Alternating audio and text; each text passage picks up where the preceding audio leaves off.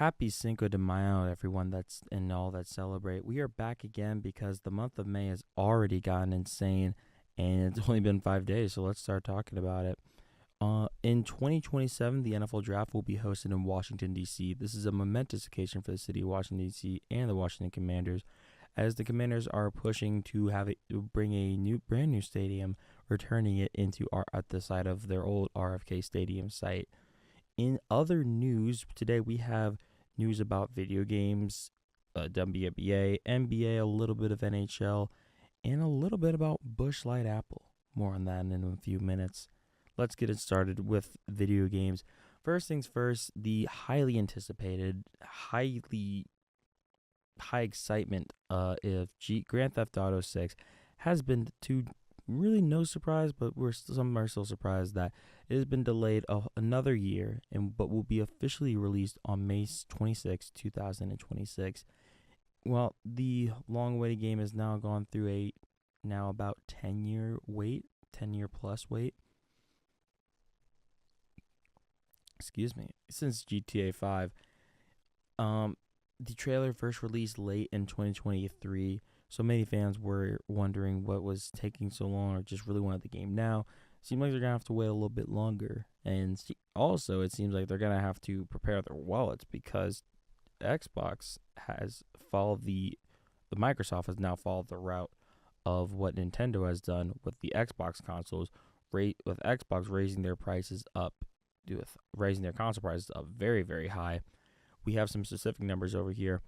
Xbox Series S with 512 gigabytes was once $379.99, which used to be $299.99. Xbox Series 1 terabyte, $430, used to be $350. Xbox Series X digital is now $550, which used to be $450. The Xbox Series X was $600, up from $500. Xbox X 2 terabyte Galaxy Special Edition is now $730. It used to be just $600. We have lots of price increases in terms of headsets, controllers, and all that. Many people in the statement that came out via Microsoft and GameStop, they had said it due to market conditions and whatnot, and many allude to that being of the tariff situation right now in America. Many others also pointed to video game companies starting to just jack up the prices, which are really squeezing wallets of their fan base and their hardcore fans base. Mainly, it started with the very highly anticipated Nintendo Switch 2 that's coming out in June. The Switch 2 had a great rollout, great release or trailers of the Nintendo Direct, and the interesting thing about it was that they did not show the price of it. The first Nintendo Switch released at $300 flat, but at the end of it, people went to go check out the price, and then they saw that for digital, the game that the big selling point of the game, which is one Mario Kart World, which is an open kart Mario game, open world Mario Kart, will be priced at $80 digital and $90 for physical. Very, very crazy prices, but the crazy thing about it is it will be seen as a success because of how Nintendo's fans are, and especially on how much Nintendo's fans care about having physical copies. The Switch 2 by itself will be selling at $450, and then with the bundle, including Mario Kart World, will be sold at $500. Very, very troubling times, it seems, for the video game industry, and or at least with the fan bases of these video games, where if you have a problem with it truly, and if you ever want to stop the price from going higher and higher, it's just to stop buying them, because the more you buy, the more of the reason it gives these companies to keep bringing these prices higher and higher and higher. And as Nintendo plans to make most of their games up from $70 to $80, where they used to be $60, Xbox will seem to follow suit by making their games, most likely select first player games, will most likely be $80. So some worrisome things for some, but that seems to be it. That's the news we have on that, and we'll see how it all plays out. Who knows? Maybe this all blows up in everyone's faces and they start bringing prices down. Prices will not be going down, though, which is in the Kentucky Derby.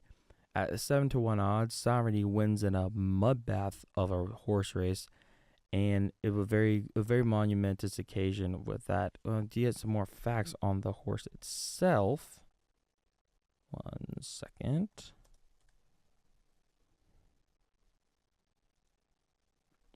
Yes, this is the fact that's right. Delivering the largest audience since 1989 of the Kentucky Derby. Very monumentous occasion, averaging a number of 17.7 million viewers between NBC's television broadcast and their streaming platform Peacock in their streaming coverage. I did peek a little bit into the Kentucky Derby. I don't know too much about the Kentucky Derby, but I do find it interesting that people love it as much as they do, and I'm glad to see that it's still succeeding and is still getting the publicity it so well deserves. Shifting over, we have some WNBA news. Right now, the WNBA teams are playing in preseason games, some with some international teams, others with smaller teams. And the big thing that I love for the sake of growing the game is a lot of these teams are playing in former colleges, in the colleges of their former stars or faces of franchises, including one, Caitlin Clark, where the Indiana Fever returned to Iowa, and Caitlin Clark hit a amazing deep shot three in the almost the exact same spot where she broke the record for most points in NCAA history. The Chicago Sky went back to Baton Rouge for LSU star Angel Reese and one a player that was there for a year, Haley Van Lith, although she that was named at TCU at the draft. This weekend we have the New York Liberty arriving to Eugene, Oregon to honor Naira Sabali and the legendary Sabrina Ionescu. Good to see the WNBA growing the game and bringing those players to areas back, or bringing the star players back to their colleges. Good for both communities overall, and love to see how the game grows. Most likely expect some of that with Paige Beckers and UConn with the Dallas Wings. Other news, we have the Stanley Cup playoffs, specifically one Winnipeg Jets. And before I go into the Winnipeg Jets, I don't watch NHL religiously and not very much at all, but I do peek into the playoffs here and there. And all over my feed last night, I got nothing but the Winnipeg Jets stuff. How the crowd all wearing the playoff shirts, which, yes, wear your playoff shirts. You're not too cool or nothing about that. It looks so much cooler in the arena when everyone's wearing the shirts. Hell, even the Cleveland Cavaliers Twitter account posted about it yesterday and they played game one of the Eastern Conference semifinals against the Indiana Pacers, saying wear the shirts. It's a cool thing to do, which I love that. But the Winnipeg Jets win in Game 7 against the Dallas Stars in double overtime, and you wonder how they even get to double overtime. The Winnipeg Jets, on a last-second goal, managed to get there. Last-second goal in the third period, get there, beat the Dallas Stars. The crowd was incredible. The crowd outside was even crazier. It's great to see the NHL get some love where it seems like at times it gets overlooked by NFL, MLB, NBA, or whatnot. So it's good to see the NHL get some love in that. And someone else who got a lot of love was one Greg Popovich. Greg Popovich has officially retired as the head coach of the San Antonio Spurs, ending his extremely illustrious career with a career of 1,422 wins and 867 losses on his record. The winningest head coach in NBA history. Second place is Don Nelson's 1,335 career wins. And Milwaukee Bucks head coach Doc Rivers is the only active coach inside the top 10 on the wins list. Popovich was inducted into the Naismith Memorial Hall of Fame back in 2023, and he will end his career with San Antonio Spurs with 5 championships. And let me correct myself. He is not so much leaving and retiring. He is rather moving up.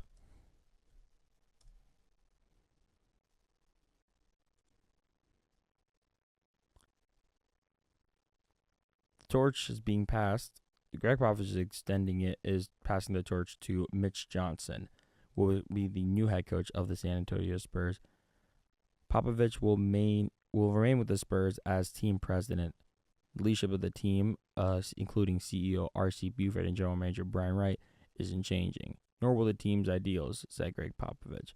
And with at an announcement or at the press conference with one Manu Ginobili and Tim Duncan, he had said, "I am no longer coach. I am El Jefe." So we love that. It had a great shirt on it. Great stuff for them. Great for the Spurs, and the future is bright. Hopefully, he still gets to see another championship before he decides he doesn't want to be president anymore. And as we transition into from Greg Popovich, let's get into some NBA stuff. We've had 2 Game 7s since we've last spoken, and we had 1 game of the conference semifinals. The first Game 7, let's get this one over with quick. The Denver Nuggets, let's get this one over with quick because this one just got done with quick, and that is the Denver Nuggets and the Los Angeles Clippers. The Denver Nuggets smashed the Clippers in a very anticlimactic Game 7.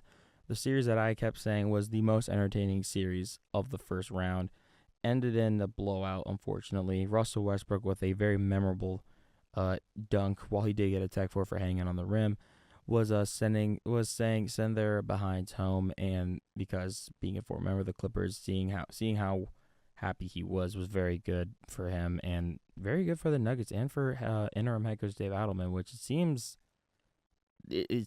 like I was shocked if the Nuggets somehow said no and moved on from another coach. I feel like this is the coach and this is the answer. It seems like the team is just more energized. They've rallied more behind him. And it seems that that former head coach Michael Malone lost the locker room, where in this case they follow Adelman. Excuse me. If their success keeps going, expect Adelman to have a very lucrative contract to remain as a member of the Denver Nuggets, and if not, then a new team is going to have one hell of a coach on their hands, because he is exceptional. And the other Game 7 is the Houston Rockets versus the Golden State Warriors. The Golden State Warriors won in 4-3, and I'll keep it as simple as this. Dread it, run from it. Stephen Curry arrives all the same. There's nothing more I can say than that. No matter what the year is, no matter who's the team, no matter how many different players, no matter different coaches, different general managers, new fans, old fans, whatever the case is, the Houston Rockets still cannot get past Stephen Curry and the Golden State Warriors in the playoffs. The Rockets, they fought in it, but they just could not have it. Didn't seem to have much of a chance down this stretch. It seemed when watching in the third and fourth quarter that they just lack an ideal go-to score when it all comes down. It seems like the face of the franchise is one Jalen Green, but Jalen Green putting up single digits and put up 11 points one game, and then 38 or 32 points against another when Jimmy Butler was out. It's not a good look for your introduction to the playoffs, especially when it seems like you have an answer in Alperen Sengun. You seem to have something in Fred VanVleet, Dylan Brooks, Steven Adams, Amen Thompson. And it seems like, am I asking for Jalen Green to be traded? No. However, don't be surprised if he does get traded, especially when there's an opportunity to get one Kevin Durant or a Devin Booker. Probably one or the other. But Kevin Durant is available. And if you have a chance to get him, you most likely will. There's whispers of Giannis being available, but that does not seem likely to me, at least. James Harden might be available, but I believe he's going to stay with the Clippers. But Kevin Durant is the face of free agency, where teams that are in the play or that want him are all have all their eyes set on him. And that's just how that's going to be. Is that fair? No, but it's the NBA. It's as ruthless as it gets. And that is it with round 1. And here we go with round 2. We have the Cleveland Cavaliers and the Indiana Pacers, the New York Knicks, the Boston Celtics, the Denver Nuggets versus the Oklahoma City Thunder, and the Minnesota Timberwolves versus the Golden State Warriors. Yesterday, we had the Indiana Pacers steal Game 1 against the Cleveland Cavaliers. with the help of Tyrese Halliburton and Andrew Nembhard. Nembhard with his exceptional shooting and Tyrese Halliburton with his star power, playing well on defense as well, where the Cavaliers did attack him in the similar way that they attacked Tyler Hero, but Halliburton bend, but he bend, but he did not break. That's probably not correct grammar, but we're gonna move on with it anyways. I still believe I going into, I would have thought Cleveland was gonna win in 6, but since the Pacers stole game 1, I still believe the Cavs will win. But in this case, I think they will do it in 7 games. Over with the New York Knicks and the Boston Celtics. The thing with don't want to hate on the Knicks, I guess, in this case, but I just don't know. It's more of how do you stop Boston? I haven't seen Boston look in a way where it looks like they're vulnerable in any way. So I'm going to go with Boston winning in 6 games. But could the Knicks not easily, but could the Knicks find some way to pull this off? Yes.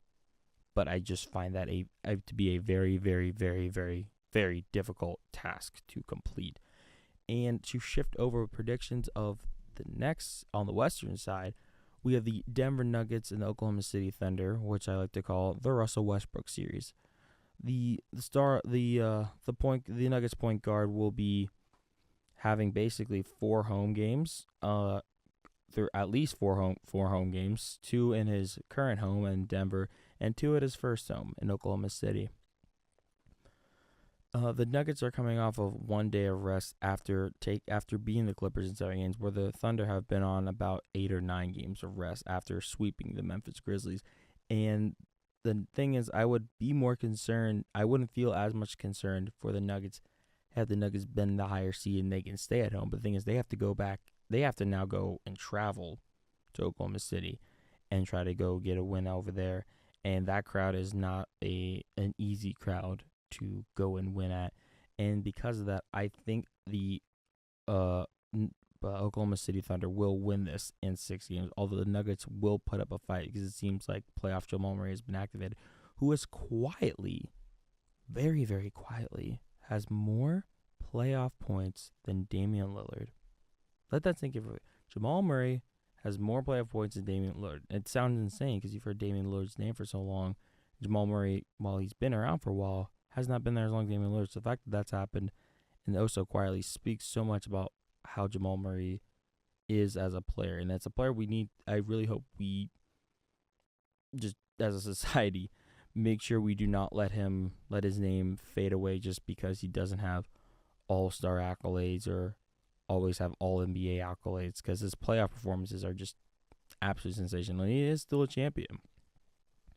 And he also seems to have just something inside of him just turns on the minute he plays any team out of Los Angeles, whether it's the Lakers or Clippers. He just flips the switch and he just makes exceptional shots that have no business being made. And it's only in the playoffs, truly. But that's just how that is with that.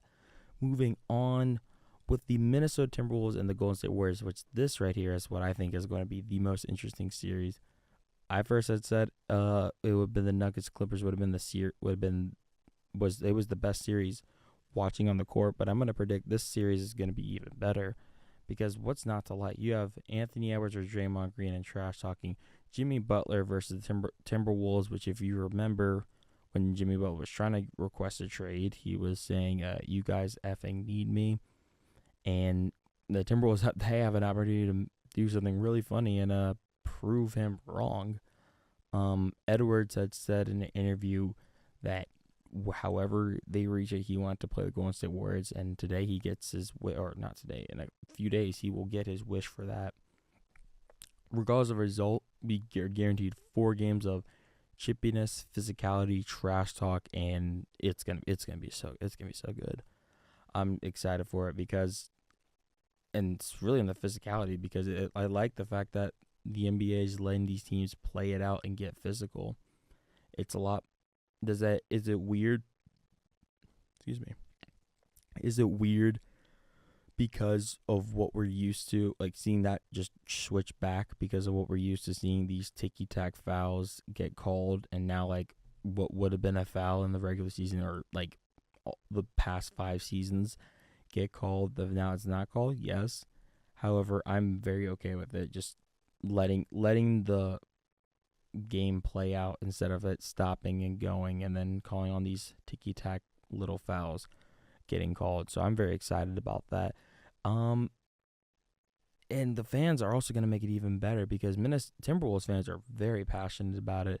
They haven't seen the success in so long, especially like this current era that they're on. They've never seen success like this and not consistent success in a very, very long time. And the kids like our age that have seen it, or in their 20s have seen it, they probably didn't experience, or too young to experience the Kevin Garnett years at that. So to see how that's going to be there in San Francisco, which I say the Oakland crowd's crazier and much more passionate. Granted, that's just how the arena was, and that's just maybe based on nostalgia. But we'll see how that crowd is, because that crowd also gets loud. With all that said, because of how dominant the Timberwolves were against the Lakers, along with their bench and with the rest, I like the Timberwolves getting this game at 6. However, I do think Golden State will make some noise, but I don't think they have the size to compete with the Rudy Goberts, the Nas Reeds. Oh my goodness, Rudy Gobert. I totally forgot. Draymond Green's going to see Rudy Gobert again. Oh my goodness. Oh my goodness. I'm so excited. I can't think about it enough. And that's about it. That wraps up today's Cinco de Mayo episode. Hope you enjoy it. Subscribe, like, share, do whatever you do. And I will see you guys soon. All right. Later.